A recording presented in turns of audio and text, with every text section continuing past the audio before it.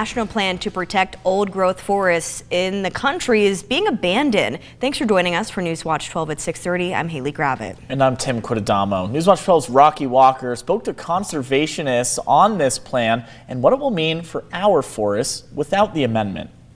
The National Old Growth Amendment, being created to preserve old growth forests like this, recently had a withdrawal notice published with the National Register, and local organizations are not happy. The National Old Growth Amendment started in 2022, but movement was just withdrawn. Conservationists say this is to avoid the Trump administration from striking it down, unable to be started up again. They kind of have, they let it go, but there is a chance down the road to address this again when political conditions are right. It recorded how many old growth forests there are in the country, with hundreds as close as the Ashland watershed.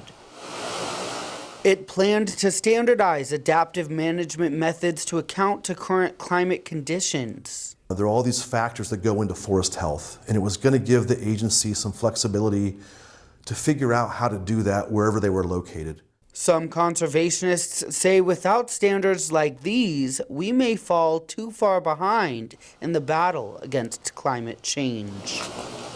We were hoping we would get ahead of the issue of climate change with this, and we're still behind the 8 ball, I think. And so there's definitely concern that we're not addressing the actual big picture of how do we help these forests. Others in the conservation community say the plan wasn't nearly enough. I think NOGA should be scrapped, and there's no conservation merit in it. Saying the best it did was put old growth into the scope of conservation and inventory them. The inventory is really the foundation for starting over. Scrap it, start over, and do it right this time. I'm Rocky Walker reporting.